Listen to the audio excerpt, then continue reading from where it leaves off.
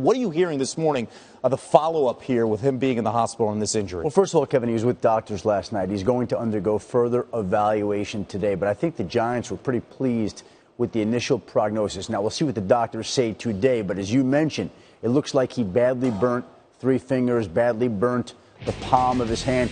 Injuries, by the way, to both hands. One significant, the other not as significant, but doctors want to see him today. And initially, as you mentioned, on Twitter, people had his career over. They had him losing thumbs, had him losing fingers, had him losing the hand.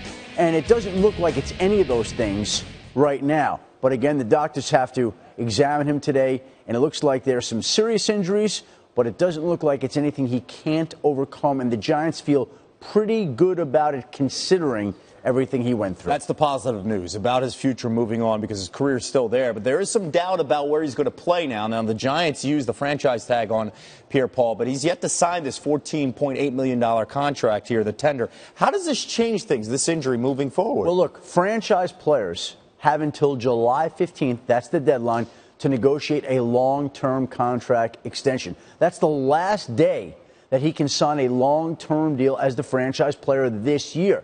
So now the Giants have to figure out his health situation and get back with him, and he has to see what he wants to do. So they are on the clock right now. We'll have 8 days to get that deal done to see if they can reach some sort of agreement during that time. Remember, he stayed away from the team all during OTAs, minicamp, in the hopes of getting that new contract. Hasn't signed the franchise tender. So right now I think both sides are in wait-and-see mode, as they've been all along. Now there's just one other added element to enter into the equation. That's figuring out the health of his hand.